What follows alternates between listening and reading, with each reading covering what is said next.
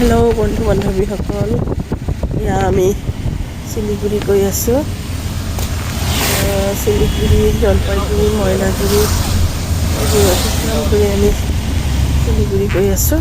বাটপথবোৰ খুবেই ধুনীয়া, কাষে কাষে থকা ঘৰ বাৰীবোৰ বহুত ধুনীয়া, গছ গছনিৰে ভৰা সেউজীয়া প্ৰকৃতি, বহুত ভাল লাগে চাবচোন।